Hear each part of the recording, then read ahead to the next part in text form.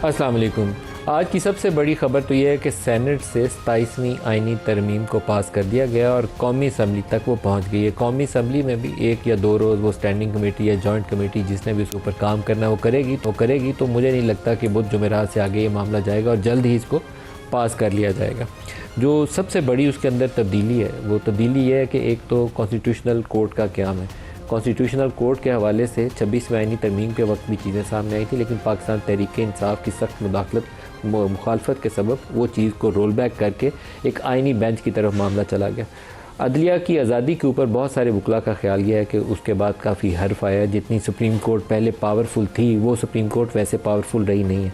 जो तब्दीलियाँ की गई आइन के अंदर और कानून के अंदर, सुप्रीम कोर्ट और हाई कोर्ट्स का रोल उसके बाद काफ़ी हद तक नीचे आया और जजेस की ट्रांसफ़र वाली प्रोविजन जब अंदर डाल दी जाएंगी तो जजेस को भी मैनेज करना निस्बतन इंतज़ामिया के लिए ज़्यादा पॉसिबल और ज़्यादा मुमकिन हो जाएगा। लेकिन उससे भी बड़ी एक तरमीम जिसको सियासी हलकों में बहुत ज़्यादा उसके ऊपर जिक्र भी हो रहा है और उसका क्या असरात होंगे उसके ऊपर भी बात हो रही है, वो आर्टिकल 243 के हवाले से। आर्टिकल 243 के तहत जो फील्ड मार्शल हैं, जो आर्मी चीफ़ हैं, बेसिकली आर्मी चीफ़ ही चीफ़ ऑफ डिफेंस फोर्सेस होंगे। Chairman joint chiefs of staff committee का जो होता है वो 27 नवंबर को मौजूदा जो chairman joint chiefs of staff committee हैं उनकी रिटायरमेंट के साथ ही ख़त्म हो जाएगा। और chief of defence forces, India में चीफ़ ऑफ डिफेंस सर्विसेज के नाम से एक ओहदा मौजूद है जिसको उन्होंने रिसेंट पास के अंदर एक ऑफिसर अपने को तरक्की भी दी और उसके ऊपर फाइज भी रहे। लेकिन पाकिस्तान में ये पहला मौका होगा कि chief of defence forces, army chief भी वही और चीफ़ ऑफ डिफेंस फोर्सेस भी वही। साथ ही ये कर दिया गया है कि तीनों सर्विसेज के अंदर फील्ड मार्शल यहाँ पर वहाँ पर नेवी के अंदर वहाँ एयरफोर्स के अंदर भी सिमिलर ऑफिसेज़ की प्रोविजन बनाएंगे और उनको नेशनल हीरोज़ का दर्जा होगा। और नेशनल हीरोज़ के तौर पर वो तमाम उम्र रिटायरमेंट के बाद भी जो भी उनका ऑफिस की टर्म होगी उसके बाद भी अपना यूनिफॉर्म और रैंक्स अपने पहन सकेंगे। सदर साहब को भी इम्यूनिटी दी गई है और लाइफ टाइम इम्यूनिटी है। लाइफ टाइम इम्यूनिटी का या किसी भी इम्यूनिटी का तस्वुर वैसे जो मॉडर्न डेमोक्रेटिक कल्चर है उसके अंदर एग्जिस्ट नहीं करता। सदर को आमतौर पर इम्यूनिटी दी जाती है for discharge of his official responsibilities. जब वो ऑफिस में रहते हुए जो काम करते हैं उसके ऊपर उनको इम्यूनिटी होती है। जैसे ही वो दुनिया सारी में जो डेवलप्ड डेमोक्रेसीज़ हैं अपने ऑफिस से बाहर निकलते हैं, अगर कोई गलत काम किया हो, जैसे फ्रांस के अंदर बड़ी मशहूर मरूफ उनकी वो सब मरीन वाली डील के अंदर करप्शन की किक बैक्स के इल्ज़ामात हैं, तो उन्होंने अपने फॉर्मर प्रेसिडेंट को दोबारा से सज़ा दे दी इस बात के ऊपर कि उसने उस डील के अंदर जो सब मरीन की डील थी उसमें किक बैक्स ली। तो ये वाली डेवलप्ड डेमोक्रेसीज़ की मिसाल है। लेकिन पाकिस्तान में हम कहते हैं कि लाइफ टाइम इम्यूनिटी हो जानी चाहिए। और इस तरह की और बहुत सारी तब्दीलियाँ हैं जो इस 27वीं तरमीम का हिस्सा बनी है, उसको आज के प्रोग्राम में डिस्कस करेंगे। अभी से थोड़ी देर पहले एक और ख़बर यह है कि दिल्ली के अंदर एक मेट्रो स्टेशन के करीब ब्लास्ट हुआ है जिसमें 9 के करीब अफराद के हलाक होने की ख़बर है और काफ़ी ज़्यादा तादाद में लोग ज़ख्मी भी हैं। ये जहाँ पे भी ब्लास्ट हो, कोई दहशतगर्दी का वाक़या हो, तो पाकिस्तान को किसी भी तरीके से उसमें हमें सबको अफसोस का इजहार करना चाहिए, इसलिए कि कहीं पे भी किसी इनोसेंट सिविलियन की जान जाती है तो उसके ऊपर दुख और अफसोस होता है। लेकिन पाकिस्तान और इंडिया के ताल्लुकात के अंदर माजी करीब में बाज़ वाक़यात ऐसे हैं कि जब ऐसा कोई वाक़या इंडिया में हो तो उसके बाद सबसे पहले पहलगाम और पुलवामा जैसे वाक़यात हमारे सामने एकदम से ज़हनों में ताज़ा हो जाते हैं। ये वाक़यात का नतीजा था कि इंडिया ने पाकिस्तान में पहले बालाकोट पे स्ट्राइक्स की और अभी ये जो मई वाला इंसिडेंट था, दोनों फॉल्स फ्लैग ऑपरेशन थे और दोनों का उन्होंने मुद्दा पाकिस्तान पे इल्ज़ाम लगाया, ब्लास्ट वहाँ पे करवाए, इल्ज़ाम पाकिस्तान पे लगाया और हमलावर हो गए। तो वो वाली सिचुएशन अल्लाह ना करे कि हो, क्योंकि इंडिया से कुछ बैद नहीं है। वो त्रिशूल के नाम से एक एक्सरसाइज कर रहे हैं और पाकिस्तान में बाज़ जो एनालिस्ट हैं उनका ख्याल यह है कि बिहार इलेक्शन में जितना मोदी अंडर प्रेशर आता जाएगा या 1-2 और उसके स्टेट में इंतखाबात होने वाले हैं, जितना वो सियासी तौर पर कमज़ोर होगा, जितना US प्रेसिडेंट ट्रंप उसको 55-56 दफ़ा बता चुके हैं कि 7 जहाज़ पाकिस्तान ने मार गिराए थे इंडिया के, वो दबाव में आएगा तो उसका नतीजा ये होगा कि कहीं ना कहीं वो पाकिस्तान के बॉर्डर के ऊपर एक वो हॉट परसूट्स होते हैं ना, उस वाली सिचुएशन को पैदा करना चाहेगा ताकि उसको सिंपैथी वोट जो है इलेक्शंस के अंदर मिल सके। तो ये एक सिचुएशन है ओवरऑल आज के प्रोग्राम के लिए। हमारे साथ जो शुरा हैं प्रोग्राम में, जनरल तारिक रशीद साहब एंड एनालिस्ट हैं, बिलाल अज़हर कियानी साहब हैं वज़ीर मुमलिकत बराए रेलवे और ख़जाना, और बैरिस्टर उमैर न्याज़ी साहब हैं PTI से। इन सब से आज के प्रोग्राम में हम इस आइनी तरमीम के हवाले से भी और ये जो इंडिया वाली इवॉल्विंग सिचुएशन है, जैसे ही प्रोग्राम में हमें अपडेट्स मिलते हैं तो उसके ऊपर भी दोनों पे बात करेंगे। सबको खुशामदीद कहते हैं जी प्रोग्राम में। सर 243 के ऊपर ही पहले जनरल साहब आप ही वजाहत कर दें, chief of defence forces, army chief भी वही होंगे, चीफ ऑफ डिफेंस फोर्सेज भी वही होंगे, और एक और बड़ी सिग्निफिकेंट चेंज ये है कि प्राइम मिनिस्टर जो है on the recommendation of the chief of army staff, army के अंदर से एक ऑफिसर को नेशनल स्ट्रेटेजिक कमांड का सरबराह भी मुकर्रर करेंगे। तो दो बहुत बड़ी मैसिव चेंजेस आपने 27वीं तरमीम के अंदर इंट्रोड्यूस करवाई हैं। पहले तो चीफ ऑफ डिफेंस फोर्सेस का ही बता दें कि ये किस तरीके से ये ऑफिस ऑपरेट करेगा। देखिए, दुनिया की जितनी भी बड़ी अफवाज हैं या जो टॉप रैंकिंग अफवाज हैं, जिसमें अमेरिका है, बरतानिया है, फ्रांस है, चाइना है, इवन इंडिया ने आज से 5 साल पहले 2020 में CDS का ओहदा मुतारफ़ कराया था, और पहले उनके CDF थे बिपिन रावत साहब थे, फिर वो एक एयर क्रैश में जान बहक हो गए, और अब अनिल चौहान साहब हैं। अब हमने ये वारगाह में देखा कि जो पहले ट्रेडिशनल 3 फोर्सेस थी, एयरफोर्स, नेवी और आर्मी, उनके अलावा बाकी कमांड ये फोर्सेस क्रिएट हो गई। जैसे अब रॉकेट फोर्स का नाम ले रहे हैं, जैसे साइबर कमांड ने उस वारगाह में एक बड़ा इंपॉर्टेंट रोल प्ले किया। इंडिया ने भी साइबर कमांड बनाई हुई है, उन्होंने लॉजिस्टिक कमांड भी बनाई हुई है, और अब वो थिएटर कमांड की बात कर रहे हैं। सर, तो हमें ये डिफेंस फोर्सेस हैं जी, जो तो, नेवी जी और एयरफोर्स, ये जो रेगुलर हमारी दोनों फोर्सेस हैं, ये भी अब चीफ ऑफ डिफेंस फोर्सेस के मातहत होंगी। नहीं, मतहत देखिए, इस डायरेक्टली मतहत जो है ना, मतहत थोड़ा सा कॉम्प्लिकेटेड सा लफ्ज़ है, but he is going to be the chief of defence forces. तीनों फोर्सेस के चीफ हो गए ना। तीनों के अलावा अगर रॉकेट फोर्स आ जाती है, जैसे हमने अनाउंस कर दिया रॉकेट फोर्स बनने जा रही है, ठीक है, उसके बाद हमारी स्ट्रेटेजिक फोर्सेज हैं, जैसे आपने कहा ना, नेशनल स्ट्रेटेजिक फोर्स कमांड, ये हमारी जो नेवल, ये जो हमारे न्यूक्लियर एसेट्स हैं उनको सारों को, जैसे तीनों की आर्मी, नेवी, एयरफोर्स की अपनी अपनी थी। Army strategic force command, naval strategic force command, ये एग्जिस्ट करती हैं। सर अब एक थोड़ी क्लैरिटी के लिए, समझने के लिए आसान हो जाएगा, नेवी, एयरफोर्स और आर्मी, इन तीनों के सरबराह चीफ ऑफ डिफेंस फोर्सेज होंगे।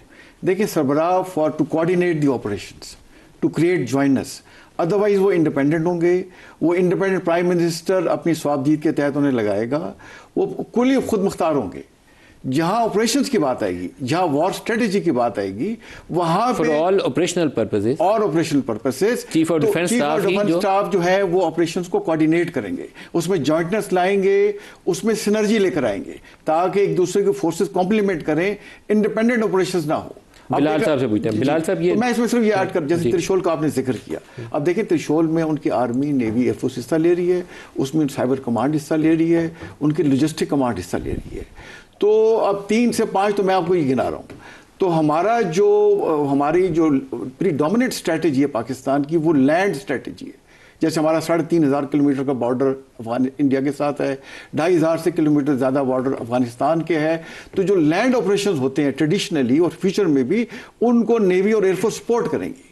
ये नहीं होगा कि एयरफोर्स एक ऑपरेशन कर रही है तो लैंड उनको कर रही है। तो लैंड प्रीडोमिनेंट स्ट्रेटेजी है, हमारी ज्योग्राफिकल हालात ऐसे हैं, हमारी कॉन्फ़िगरेशन ऐसी है, तो इसमें हमेशा से ऐसा रहा है कि land operation. Joint chiefs of staff committee का जो ऑफिस था, वो भी इसी काम के लिए, वो कमेटी थी, वो एक कमेटी थी। वो कमेटी अबॉलिश की जा रही है, वो कमेटी खत्म हो जाएगी, उसकी जगह क्या लेगी? चीफ ऑफ डिफेंस फोर्सेस, ये एक हेडक्वार्टर बनेगा। CDF तो बॉस हो गए, उसके नीचे कमेटी बनाएंगे, उसके नीचे हेडक्वार्टर होगा, उसका हेडक्वार्टर होगा, उसमें प्रिंसिपल स्टाफ ऑफिसर्स होंगे, जो तीनों सर्विसेज के मैटर्स को कोऑर्डिनेट करेंगे। और बिलाल साहब से भी पूछे, बिलाल साहब आप बताइएगा, ये दोनों बहुत सिग्निफिकेंट है, चीफ ऑफ डिफेंस स्टाफ और नेशनल स्ट्रेटेजिक कमांड, जो वो भी प्राइम मिनिस्टर अपॉइंट करेंगे, लेकिन from army, on the recommendation of army chief.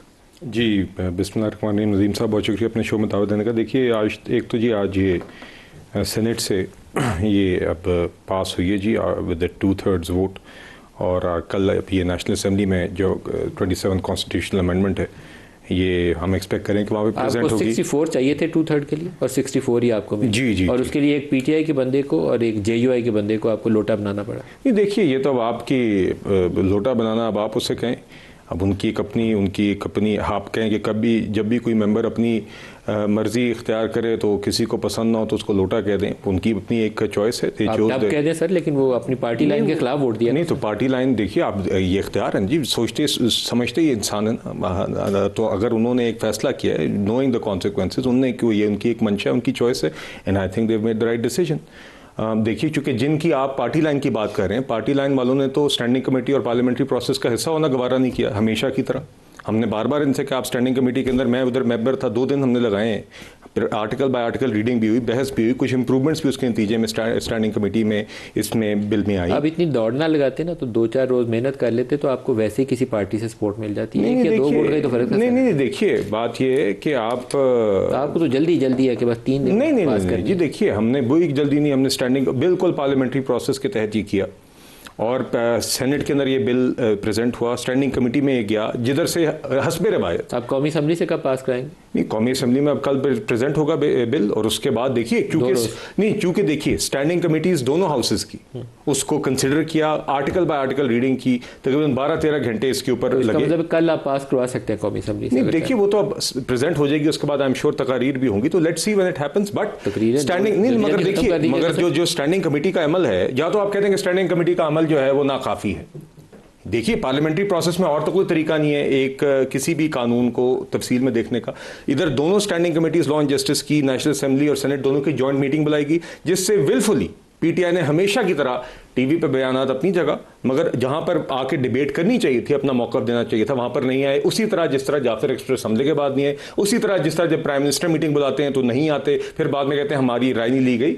मगर जो आपने सवाल किया है, देखिए इसके हवाले से बिल्कुल अब आपके जिस तरह आप जिक्र कर रहे थे, chief of army staff bill now concurrently, अगर ये नेशनल असेंबली से भी इंशाल्लाह हम एक्सपेक्ट करें कि ये 27 कॉन्स्टिट्यूशनल अमेंडमेंट पास हो जाएगी and it will then become a part of the constitution, तो वो concurrently chief of defence forces होंगे। और मकसद वो ये जो जनरल साहब बता रहे थे कि एक यूनिटी ऑफ कमांड इंश्योर करने के लिए प्रैक्टिकली इंफरादी सतह पर फील्ड मार्शल आसिम मुनीर ने यही किरदार पिछली जंग में अदा किया, मगर इसको इंस्टीट्यूशनलाइज करना। और आज के दौर में जहाँ पे डिफेंस की definition itself is not just simply land, air and sea, defence की एक अपनी डेफिनेशन वसी हो गई है और उसके अंदर to ensure coordination and to ensure that in a synchronised and coordinated in a holistic manner आप अपने मुल्क का दिफा कर सकें।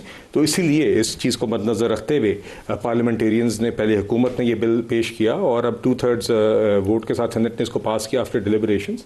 तो ये इसका मकसद है जी, और हम उम्मीद करते हैं इंशाल्लाह कि इससे जो हमारा दिफा है वो मजीद मजबूत होगा और ओवरऑल ये जो तरमीम है इससे गवर्नेंस मजीद मजबूत होगी। जी आप सर, उमैर साहब, आपको ढेर सारी तकरीरें सेनेट में भी करनी चाहिए थी, आपको ढेर सारे अपने आर्गूमेंट्स और पॉइंट जो तब्दीलियाँ थी, तरामीम थी, तजवीज़ करनी चाहिए थी स्टैंडिंग कमेटी के अंदर भी। पार्टी को अपना रोल अदा करना चाहिए, चाहे 2 बंदे हो, चाहे 25 बंदे हो, चाहे 50 बंदे हो। उठा के पीछे निकल जाना तो आप उसको फ्री हैंड दे देते हैं जो आपने दिया। नहीं, फ्री हैंड तो नहीं है जी। देखें सिस्टम, देखें क्या चल रहा है, मतलब देखें कि कॉन्स्टिट्यूशन में जो कॉन्स्टिट्यूशनल गारंटीज़ मौजूद थी, जो सुप्रीमेसी ऑफ पार्लियामेंट की फाउंडेशन है, वो आज इन्होंने हिला दी हैं।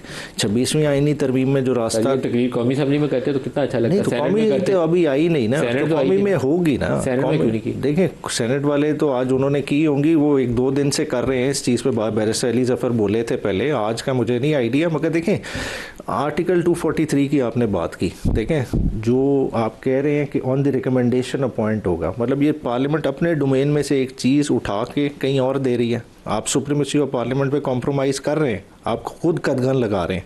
मतलब इस चीज़ का इन्हें सोचना चाहिए। फिर जो सारी चीज़ें पार्लियामेंट के हिस्से से कोई चीज़ नहीं जा रही, नहीं, पार्लियामेंट के हिस्से से आप ऑपरेट कर रहे हैं ना, और बात कर रहा हूं, उसका तरीकाकार चीफ ऑफ डिफेंस फोर्सेस के ऑफिस से बदल गया। 243 के 6 की बात करूं तो prime minister shall on the recommendation of chief of army staff appoint the commander of national strategic command. ये स्ट्रक्चर अब थोड़ा डिफरेंटली डिफाइन किया गया, पहले से फर्क हो गया इसमें, डिफरेंट हो गया ना। तो फिर देखें फर्क आ गया। जहां पार्लियामेंट पहले खुद सारी चीजें प्राइम मिनिस्टर करता था, उसकी डोमेन से एक चीज़ तो निकल गई, तो फर्दर बैलेंस ऑफ पावर किधर टिल्ट करेगा, ये सारी डिबेटेबल। फिर ये जो बातें कर रहे हैं ना कि ये होगा, ये स्ट्रेटेजिक कोऑर्डिनेशन के लिए क्या आर्मी एक्ट में कोई तरामीम हुई हैं, कई प्रपोजल डिस्कस हुए, सारे हम हवा में बातें कर रहे हैं। आर्मी एक्ट में हो सकता है सब्सिक्वेंटली इस तरमीम के बाद तब्दीलियां आएंगी, वो है ना कि आपने कॉन्स्टिट्यूशन के अंदर तरमीम डाली है तो इसको आप लॉ के अंदर रिफ्लेक्ट करेंगे, आर्मी एक्ट अमेंड होगा। ठीक है, फिर जिस तरीके से कराएगी। अब देखें जो छांगा मांगा की पॉलिटिक्स करने के आदी हों, जो सिंध हाउस की पॉलिटिक्स करने के आदी हों, उन्हें कोई फ़र्क नहीं पड़ता कि वोट किसी मैनर में आए। देखिए यही कार्रवाई हुई 26वीं आईनी तरमीम के बाद।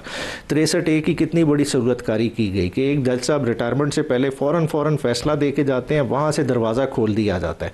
फिर जो 26वीं आईनी तरमीम में कॉन्स्टिट्यूशनल बेंच का दरवाज़ा खुलता है, वो जो लैंडमार्क जजमेंट देता है वो रिजर्व सीटें बांटी जाती हैं, 27वीं आईनी तरमीम के लिए रास्ता खोला जाता है। सारी नंबर मैनेजमेंट की जा रही है किस बेसिस पे? देखिए एक असेंबली जिसका मैंडेट ही डाउटफुल है, आज के दिन तक जो अपने पैरों पे नहीं खड़ी, वो इस आइन के खदोखाल इतने बुरे तरीके से बिगाड़ रही है कि आने वाले, मैं कहता हूँ अगले 10-12 साल में भी वो ठीक नहीं हो सकता। लेकिन हमारी जो हिस्ट्री है जुडिशरी की भी, वो उनको अपने अंदर कुछ देखना चाहिए। जो कुछ जुडिशरी के साथ अभी हो रहा है नहीं होना चाहिए था, जुडिशरी मजबूत रहनी चाहिए थी। लेकिन मैं इफ्तिखार चौधरी को देखूं, साकिब निसार को देखूं, बंदयाल को देखूं, मुझे किसी एक जज का भी वो ऐसा कारनामा नज़र नहीं आता जिसने पाकिस्तान में जमहूरी निज़ाम की बेहतरी के लिए, शफाफियत के लिए काम किया हो।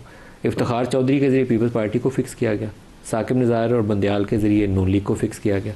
बंदयाल साहब ने 63A का गलत फैसला पंजाब में जाके किया हुआ था, और फैज़ साहब ने उस वक्त वो फैसला किया जब वो रिटायरमेंट के बिल्कुल करीब थे। उन्होंने 26वीं की राह मार करने के लिए फैसला सही किया, बट वेरी बैड टाइमिंग। बिल्कुल, मगर ये देखें ये टोटल 10% फैसले होंगे जो सुप्रीम कोर्ट के गलत होंगे, 90% तो ठीक होंगे। आज आपने क्या किया है कि उसकी प्रेसिडेंट्स को हवा में फेंक दिया। आप कह रहे हैं कि 12-12 जजेस के, 13-13 जजेस के फैसले अब इस कोर्ट पे बाइंडिंग नहीं है। जो अदालत, उसके 2 जजेस बैठ के, सुप्रीम कोर्ट का फैसला आई नहीं, अदालत पे बाइंडिंग ही नहीं, वो बाइंडिंग नहीं, वो जो है ना तमीज़ुद्दीन का फैसला, वो जो है ना हिना जिलानी वाला फैसला, वो तमाम फैसले रद्दी की टोकरी में फेंक देंगे, वो जो मर्जी करें। और फिर उनकी अपॉइंटमेंट किस तरह से हो रही है, मतलब सबसे बड़ा देखें ना लकूना क्या है। आर्टिकल 175A पहली दफ़ा का चीफ जस्टिस कौन अपॉइंट कर रहा है? वज़ीर आज़म, जो खुद इलेक्शन हार के आया हुआ है, जिसका मैंडेट ही क्लियर नहीं है। ये किस तरह से हो सकता है कि वो अपनी चॉइस पे जो है ना अपॉइंट कर दे, और फिर उसके बाद जो अगले 5-7 जजेस अपॉइंट होने हैं, जिस चीफ जस्टिस को वो लाया है उस कोर्ट में, वो और प्राइम मिनिस्टर मिलके बाकी लगाएंगे। अच्छा बिलाल साहब, एक चीज़ थोड़ी सी प्रॉब्लमेटिक है, वो मौजूदा जो आईनी बेंच के सरबराह हैं उनकी रिटायरमेंट इसी महीने ड्यू है।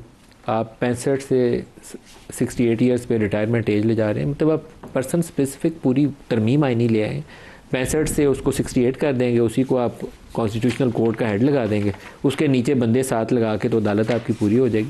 तो आप क्यों मैनेज करने की कोशिश कर रहे हैं? उसके बगैर फेयरनेस से भी चल सकते नहीं। देखिए बात ये, मेरे ख्याल से ये हरगिज़ ये रिटायरमेंट डेट का इसलिए ताल्लुक नहीं, और किससे ताल्लुक है? मेरे से ताल्लुक नहीं। देखिए मैं आपको वजह बता देता हूँ। क्योंकि जो फेडरल कॉन्स्टिट्यूशनल कोर्ट है, जो आइन में भी अभी जो तरमीम में प्रपोज किया है, उसके अंदर सर्विंग या रिटायर्ड जज ऑफ द सुप्रीम कोर्ट भी हो सकता है। तो उसमें रिटायरमेंट डेट का तो कहीं मतलब 65 से 68 किया ये काम के लिए सर। नहीं, देखिए वो तो ओवरऑल अदरवाइज भी जो सुप्रीम कोर्ट से जजेस आपने 68 क्यों किया सर? नहीं देखिए अभी आप, वरना आप इस पे कुछ ऐड करना ये ऐड करना है 68 इसलिए किया है, वो जो क्लॉज है वो कहती है फ्रॉम द अमंगस्ट द जजेस ऑफ सुप्रीम कोर्ट, और जज साहब की रिटायरमेंट 1 दिसंबर है। ये 20 दिन के बाद हाँ जी, 20 दिन के बाद। नहीं तो देखिए इसमें अभी तो इनिशियली आपने जजेस सुप्रीम कोर्ट से ही आपने कहाँ से अभी जजेस इनिशियली तो आपने वहीं से ही लेके जाने हैं ना जी, तो और कहाँ से लेकर आना? पर्सन स्पेसिफिक, पर्सन स्पेसिफिक नहीं, पर्सन कभी दुनिया में अच्छी जानी जाती है, कभी दुनिया में पर्सन स्पेसिफिक नहीं है। आप जजेस हैं, एक वाहिद फर्द वाहिद की तो बात हम नहीं कर रहे, और पर्सन स्पेसिफिक नहीं है, ओवरऑल की बात कर रहे हैं। नहीं, कॉन्स्टिट्यूशनल कोर्ट का क्याम है। आप अगर अभी दोनों की रिटायरमेंट एज एक ही रखेंगे तो आपके पास कहीं से भी अभी वो आपके पास दोनों साइड से जजेस नहीं आएंगे ना। आप एक कॉन्स्टिट्यूशनल कोर्ट का क्याम कर रहे हैं ताकि आप, वरना तो फिर आपके पास आज कहीं से भी जजेस मुमकिन नहीं होगा, दोनों साइड से रिटायर होगा। आइडियली आपको फायद ईसा साहब को वापस ले आना चाहिए, बड़ा सूट करेंगे। चले वो आपकी रिकमेंडेशन आपको जुडिशल कमीशन ऑफ पाकिस्तान में डालनी चाहिए। आप शहरी, आपका हक है, नहीं आप जुडिशल कमीशन में दीजिएगा, उसका फैसला होगा आगे तायन करने का। तो वो बल्ले वाले निशान का जैसा वो एक हिस्टोरिक डिसीजन करके गए ना, उनसे बेहतर आपको ऑप्शन नहीं मिल सकती जी। तो देखिए जनरल साहब से भी नहीं, और दूसरी बात ये जी कि जो बात अभी न्याय साहब कर रहे थे, देखिए बात ये, अब ये 26वीं आईनी तरमीम को भी पीटीआई बुरा कहती है, उसके अंदर उनका पूरा आपके शो पे, बल्कि मुझे ख्याल है राजा साहब ने कहा था कि अब हम इस मुसवदे से राज़ी हैं, मौलाना साहब ने जो किरदार अदा किया वो उसको सराहते हैं। तो इसलिए कहने का मकसद ये, मैं फिर से आज दोहराता हूँ, ये बातें उमर न्याज़ी साहब यहाँ पे कर रहे हैं और इनकी शायद इनकी गलती नहीं, इनकी पार्टी पॉलिसी है, मगर काश कि ये बहस हमसे आके स्टैंडिंग कमेटी में करते। जाफर एक्सप्रेस हमले के बाद आप कहते हैं कि हमें आके जवाब दें, दिफा के लिए क्या किया जा रहा है। इन कैमरा सिक्योरिटी ब्रीफिंग होती है, आप उसमें नहीं आते। फिलिस्तीन पे ऑल पार्टीज कॉन्फ्रेंस होती है, आप उसमें नहीं आते। प्राइम मिनिस्टर नहीं है उसकी। Prime minister recently apex committee बुलाते हैं जिसके अंदर सीएम केपी को दावे देते हैं, वो उसमें नहीं आते। फिर टीवी पे आके बयान देते हैं कि हमसे मुशावरत नहीं होती। तो आप खुद इन फोरम से हटते हैं और फिर टीवी पे आके बयान देते हैं। काश कि आप वहां पर आके, हो सकता है इनमें से दीगर शिकों पे ये इंप्रूवमेंट सजेस्ट कर देते हैं वहां पर, मगर जो अब ये तकारीर, जिस तरह की पॉपुलिस्ट तकारीर ये कर रहे हैं, कभी टीवी पे आके कभी फ्लोर पर, बेहतर था कि स्टैंडिंग कमेटी में आके वहाँ राय देनी चाहिए। सर ये जो आईनी अदालत का क्या है, इससे हम बेहतर हो जाएंगे, क्योंकि ये मैंने माजी के इफ्तिखार चौधरी साहब, साकिब निसार साहब, बंदयाल साहब, इनकी मिसालें सिर्फ इसलिए दी कि ये हमारी हिस्ट्री है। पुरानी भी चले जाएं तो जस्टिस मुइजुद्दीन वाले केस से आज तक आ जाएं, वो जस्टिस मुनीर वाले वाक़या सामने रखते हैं। नज़रिया ज़रूरत हम याद कर ही लेते हैं कहीं ना कहीं से, कोई तरीका ढूंढ लेते हैं नज़रिया ज़रूरत के लिए। आई थिंक हमारी, जैसे आपने मिसालें 3 चीफ जस्टिस साहबान के दी और उससे पहले भी, हमारी अदालती तारीख को इतनी ज़्यादा हम उसको चेरिश नहीं कर सकते। और वर्ल्ड रेटिंग में हम देखते हैं, वो कहते हैं one of the lowest in the world है, मज़ीद नीचे चले जाएंगे। और फिर लेकिन पर्क्स एंड प्रिविलेजेस आप देखें, वो one of the highest in the world है। तो हमें अपनी गलतियों से सीख के आगे चलना चाहिए। और इंस्टीट्यूशन की, जैसे CDF का ओहदा क्रिएट हुआ है, मतलब उसमें एक लॉजिक है कि वो सिनर्जी क्रिएट करेगा, वो कोऑर्डिनेशन क्रिएट करेगा। लेकिन आप कह रहे हैं CDF इसलिए बनाया गया कि सिनर्जी क्रिएट हो, जी जी, यूनिटी ऑफ कमांड। जी जी बिल्कुल। तो सुप्रीम कोर्ट और कॉन्स्टिट्यूशनल कोर्ट में तो आपने वो सिनर्जी सारी खत्म कर दी ना। देखिए इसमें अब अगर जब सेनेट या पार्लियामेंट उसको अप्रूव कर देती है, तो फिर मैं जो अवामी नुमाइंदे बैठे हुए हैं, देखिए मैं और आप क्या कह सकते हैं, अवामी नुमाइंदों ने कल होना है। लेकिन देखिए ये बिलाल साहब जो कह रहे हैं ना, PTI ने जो कुछ किया था ना नून लीग के साथ, आजकल वो पछताते हैं कि हमने गलत किया था। आजकल जो नून लीग और पीपल्स पार्टी इनके साथ कर रही है, अमल का अपना एक सिस्टम चल रहा है ना। लेकिन आपको एनवायरनमेंट समझनी चाहिए और हिस्सा जरूर लेना चाहिए। जो बिलाल साहब का पॉइंट है ना, बजाय बायकॉट करें कि हम नहीं तो कोई भी नहीं, आप उसका हिस्सा बने, उसमें पार्टिसिपेट करें और उसी सिस्टम से आप सामने चीज़ों को बेहतर करने की कोशिश करें। एक ब्रेक ले लें सर, ब्रेक ले लेंगे, हमारे साथ रहिए।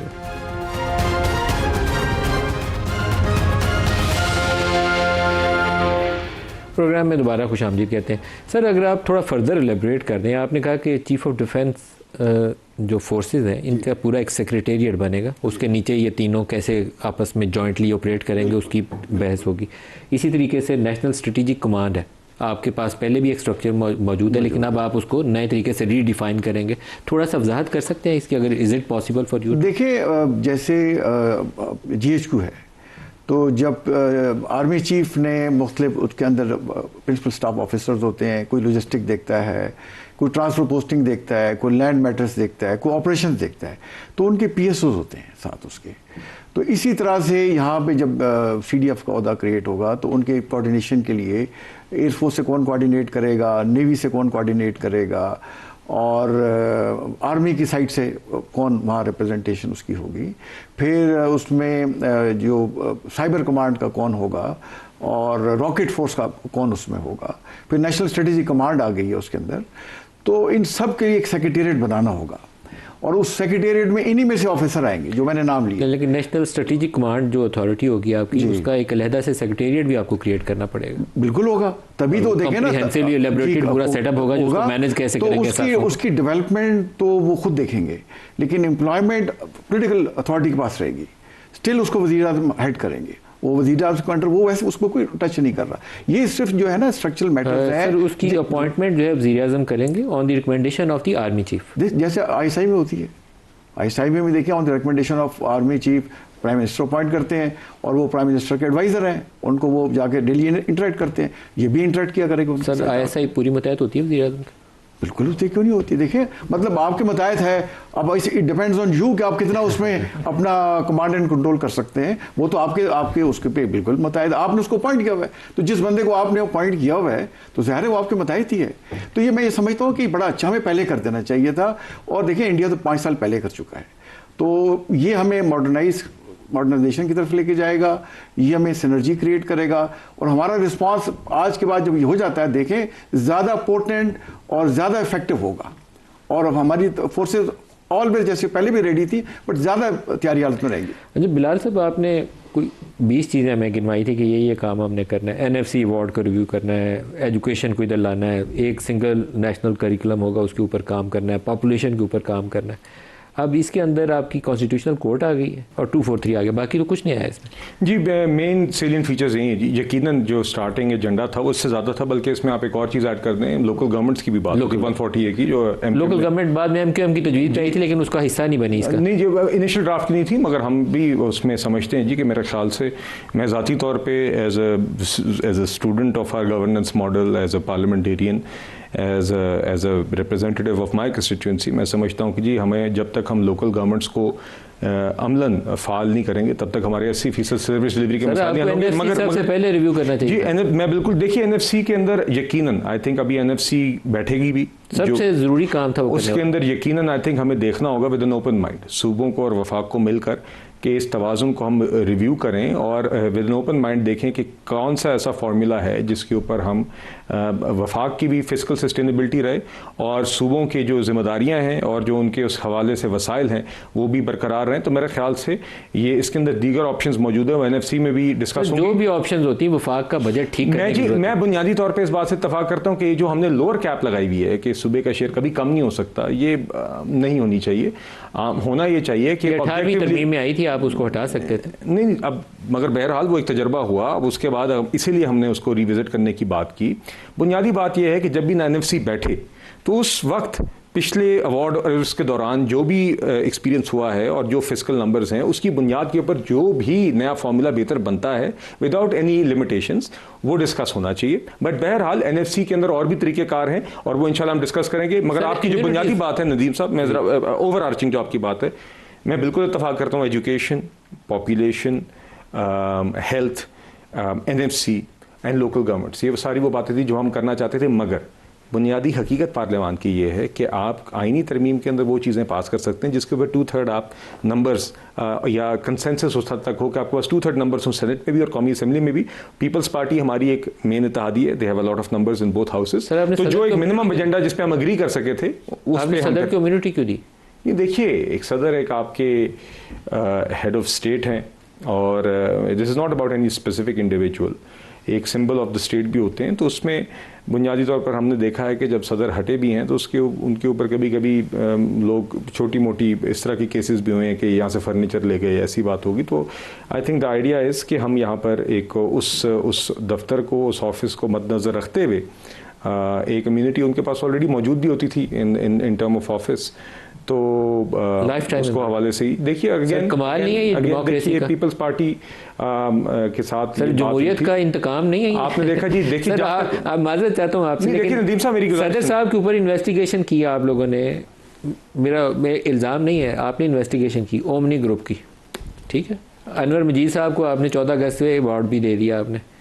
अब या तो फिर उन पहले बंदों को पकड़ के सजा दे दें, उनको जेल में डाल दें, तो या ये काम ना करें जो आप कर रहे हैं। देखिए बात ये नदीम साहब, आपने देखा प्राइम मिनिस्टर साहब की इम्यूनिटी के हवाले से हमारे 2 मेंबरान ने, सेनेटर्स ने अपनी तरफ से ये बिल जब सेनेट में पेश हुआ तो उन्होंने ये तरमीम तजवीज़ की कि प्राइम मिनिस्टर की भी होनी चाहिए। और आपने देखा प्राइम मिनिस्टर साहब ने खुद ये स्टेटमेंट जारी की कि मैं नहीं चाहता, क्योंकि जो एग्जीक्यूटिव ऑफिस होल्ड करते हैं, जो गवर्नमेंट रन करते हैं, जो एग्जीक्यूटिव डिसीजंस करते हैं, they should be accountable in front of the public. Community की फरमाइश किसकी थी? Peoples party. देखिए बहरहाल अब वो एक दरखास्त किसकी थी सर? यकीनन पीपल्स पार्टी की तरफ से। देखिए ये तो फ्रैंकली मैं उस प्रोसेस का हिस्सा नहीं था कि मैं आपको बता सकूँ कि कौन सी चीज़ कौन सी थी, मगर यकीनन जो ड्राफ्ट टेबल हुआ वो यकीनन हमारी और पीपल्स पार्टी की जो वर्किंग टीम्स थी उनके इत्तेफाक के साथ ही फिर इवेंचुअली कैबिनेट। ये सर अफसोसनाक है वैसे, मुझे बहुत अफसोस हुआ किसी, मगर आपने देखा प्राइम मिनिस्टर साहब ने, आपने देखा कि प्राइम मिनिस्टर साहब ने इसकी, हालांकि ये तरमीम की बात हुई थी, उन्होंने खुद इसको कहा और फिर विड्रॉ हुई। ये जमहूरियत में इस तरह की इम्यूनिटीज होनी चाहिए, इस्तिस्ना किसी कानून से वो आप बालत रहे हैं आपको लाइफ टाइम। जितने मर्जी इस्तिस्ना डाल दें, सुप्रीम कोर्ट को ख़त्म करने का मकसद क्या है? सुप्रीम कोर्ट ऑलरेडी इस इस्तिस्ना को इंटरप्रेट कर चुकी है। क्रिमिनल एक्शंस के अगेंस्ट इम्यूनिटी होती नहीं, ये जितनी मर्जी ऐड कर लें।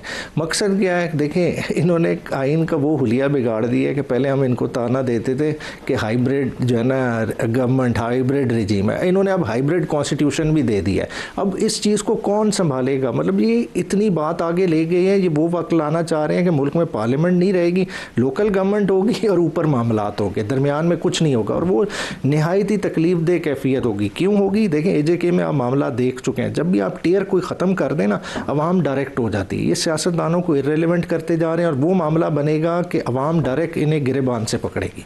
सर, अब सुप्रीम कोर्ट के फैसले पे अमल अब दरामद होगा या फेडरल कॉन्स्टिट्यूशनल कोर्ट के फैसले पे अमल दरामद? देखिए, फेडरल कॉन्स्टिट्यूशनल कोर्ट की आपने अपॉइंटमेंट का तरीक़ेकार तो देख लिया, तो क्या अमल दरामद, क्या अब सबसे बड़ी अदालत कौन सी है सर? सुप्रीम कोर्ट का नाम बदलना पड़ेगा, सुप्रीम कोर्ट तो नहीं रहेगी ना। अभी 26वीं आईनी तरमीम सब जुडिस है ना, वो किधर जाएगी सर? लेकिन सुप्रीम कोर्ट फिर अब सुप्रीम तो रही नहीं रहेगी, तो फिर उसका नाम सुप्रीम क्यों है? नहीं, वो तो अब जो मर्जी उसको कोर्ट नाम कर दें। बात है कि इख्तियारात नहीं रहे, जब जजेस नहीं रहे, जब जजेस की आप इतनी बेतौकीरी करें कि आप जो है ना कहेंगे कि फलां जज जाके जो है ना बैठ जाए कोयटा, ये तो इतना बुरा हाल। तो मतलब आप अगर किसी तबलीगी तंजीम में भी हो ना, वो उधर का अमीर नहीं करता, वो भी टीमों की तश्कील देता है तो रजामंदी पूछता है। ये बगैर तश्कील दिए टीमों को कहेंगे कि फलां जज वहाँ बैठ जाए। बड़ी अदालत तो फेडरल कॉन्स्टिट्यूशनल कोर्ट होगी ना, वो तो ये जो स्कीम ऑफ थिंग्स में तो इसी तरह नहीं, स्कीम ऑफ थिंग्स में तो बालातर जो अदालत है आपकी सबसे बड़ी, वो तो फेडरल कॉन्स्टिट्यूशन कोर्ट है, तो सुप्रीम कोर्ट तो बालातर नहीं है। बालातर, और वो बालातर वो बना दिए जिसका भी 26वीं आईनी का स्टेटस क्लियर नहीं, 27वीं का डिस्प्यूट कौन सी फिर अदालत डिटरमिन करेगी? थोड़ी सी कंफ्यूजन नहीं हो जाएगी, थोड़ा सा मसाइल नहीं पैदा हो जाएंगे? देखिए, मैं इस पे क्या कर सकूँ, खुद इन्होंने अप्रूव कर दिया सर, इन्होंने किया सर, जिम्मेदार मतलब उसमें तमाम पार्टीज की शामिल। आपने समझाया नहीं 16 नहीं, हमने क्या समझाना था। तो आर्मी तो देखिए ना, फोर्सेस तो आर सबसर्विएंट, वो तो जो उन्हें ऑर्डर दिया जाता है उसको एग्जीक्यूट किया जाता है। आप सबसे ज़्यादा जाने देखें कौन कुर्बान कर रहा है वॉर ऑन टेरर। सर, उस बात में तो शक की गुंजाइश ही नहीं है जी। तो मैं तो आईनी मामला की डिस्कस कर रहा हूँ, उसमें तो इस्लाम है जो पाकिस्तान के लिए जान देता है, उससे बड़ा पाकिस्तान का ना कोई दोस्त है ना पाकिस्तान। मैं ये समझता हूँ कि देखिए, जमहूरियत हुसन उसी वक्त तक कायम रह सकता है जो हम बात करते हैं ना कि एवरीबडी शुड बी आंसरेबल, कि जो इम्यूनिटीज नहीं होनी चाहिए। तो मेरे ज़ाती ख्याल में देखिए, nobody is above the state of the जो है जो लॉ ऑफ द लैंड है उससे ऊपर तो कोई तो नहीं, जो मतलब लेकिन लॉ ये क्रिएट कर ले इम्यूनिटी वाला तो फिर क्या करें? हमारे एहसास तो ये है कि हज़रत उमर से कोई भी पूछ सकता था, कोई भी पूछ सकता कि भाई ये इस्लाम की मिसाल है, ये सही मिसाल दी आप। हाँ, तो वो इसमें आंसरेबल तो रहना चाहिए। और बट हमारे जो इलेक्टेड नुमाइंदे उन्होंने इसको अप्रूव किया है। और सर, अभी कौमी असम्बली की मंजिल है, अल्लाह करे कि हमारे army act, Pakistan army act में तो आप रिटायरमेंट के बाद भी you are subject to Pakistan army act. मुझे जनरल वो आप जनरल क्यानी के वक्त कोई 2-3 जनरल के ऊपर इल्जाम लगा था, तो उन्होंने यूनिफॉर्म डलवा के उन्हें वापस बुला लिया था कि वापस आ जाओ। जनरल क्यानी के वक्त हुआ था ना, देखिए मैं तलब कर लिया था। मतलब आप किसी वक्त भी बुला सकते हैं, यू रिमेन आंसरेबल। आपने इंस्टीट्यूशन में सर्विस की है, एक ऑनर के साथ, डिग्निटी के साथ रहे हैं, उस इंस्टीट्यूशन आपको लुक आफ्टर भी किया है, तो you remain answerable to the state. तो स्टेट से बड़ी तो कोई चीज़ नहीं है। देखें क्यों बिलाल साहब, आपका इत्तेफाक है इसमें? एक चीज़ है मैं ज़रूर कहना चाहूँगा, और again I come back to the point कि स्टैंडिंग कमेटी में अगर मजीद लोग शामिल होते तो शायद ज़्यादा बेहतर कलेक्टिव विजडम होता। वहाँ पर एक चीज़ ज़रूर इसमें फिर चेंज सर, उन्होंने कहना था पहले खान साहब को बाहर निकालें फिर बैठेंगे, बस ठीक है जी। तो फिर ना ही समझिए ना सर, ना ही हर चीज़ से ना ही समझिए। आपकी पार्लिमानी जिम्मेदारी है, आप आते हैं, आपने हर चीज़ का ये बहाना बनाना है, तो फिर आपने आके अपना काम तो निकल। फिर जहाँ पे हम टॉक शो पे भी कि फिर किस लिए आके फिर बाद में बयान क्यों देते हैं? वही बातें आपका जो एक्चुअल फोरम है इम्यूनिटी। सर देखिए, इसमें एक चीज़ मैं ज़रूर कहना चाहूँगा जो अभी अमेंड हुई है, जो कि स्टैंडिंग कमेटी के नतीजे में हुई है, वो ये हुई है कि अगर कोई शख्स सदर पाकिस्तान होता है या होती हैं और उसके बाद अगर वो पब्लिक ऑफिस उसके बाद होल्ड करें तो उस मुद्दत के दौरान फिर the immunity will cease. Sir ये तसल्ली बख्श नहीं है सर। आपने लॉ के अंदर एक ऐसा इस्तिस्ना पैदा कर दिया है जो पूरे मुल्क के निज़ाम का मजाक उड़ा रहे हैं आप। प्रेसिडेंट को इन ऑफिस इम्यूनिटी होती है to discharge his official functions. देखिए, प्रेसिडेंट एक आमतौर पे symbol of the state, head of the state होते हैं। जहाँ तक एग्जीक्यूटिव का जिक्र फ्रांस वालों ने पकड़ के वो देखिए आप दोजो वाले केस में साथ दिए। नदीम साहब देखिए, वो उस वक्त मेयर था पेरिस का, जिस वक्त वो केस था। एग्जीक्यूटिव डिसीजंस के ऊपर तो हमारे प्राइम मिनिस्टर साहब ने खुद इस इम्यूनिटी की अगर पेशकश भी या किसी मेंबर ने कहा भी तो उन्हें खुद कहा कि इसको विड्रॉ करें। Prime minister as the executive who runs government should be accountable to the public and to the court at all times. जी, प्रेसिडेंट को नहीं होना। देखिए, एग्जीक्यूटिव मैं अगेन वही कहूँगा कि head of the state, symbol of the state होते हैं, मगर एग्जीक्यूटिव डिसीजन मेकिंग जहाँ पर ज़्यादा अकाउंटेबिलिटी आती है उस हवाले से तो प्राइम मिनिस्टर साहब ने आपने देखा खुद किया और दीगर लोगों ने उसको अप्रीशिएट भी किया। जी, प्राइम मिनिस्टर साहब ने, हालांकि हमारे 2 मेंबर्स ने इसी हवाले से किया कि प्रेसिडेंट की भी है तो प्राइम मिनिस्टर की भी होनी चाहिए, तो प्राइम मिनिस्टर ने खुद ही कहा कि नहीं, I would like to remain accountable and transparent both before the people and before सब जो courts. पीटीआई की अपनी सियासत है वो ये 26वीं और 27वीं तरमीम के बाद आप लोगों का कोई ज़्यादा बड़ा डाउनफॉल नहीं शुरू हो गया? थोड़े से इररेलेवेंट आप होते जाएंगे और टूटते फूटते जाएंगे, आप अंदर से वीक होते जाएंगे, आपकी पावर जो है स्ट्रीट पावर वो भी कंप्रोमाइज़ हो गई है। 26 को आपका था कि हम यहाँ आएंगे, वो आपको मुझे नहीं लगता कि रियासती किसी इदारे का भी वफाकी हुकूमत समेत इरादा है कि आपको यहाँ करीब में भी सांस लेने की भी इजाज़त दे।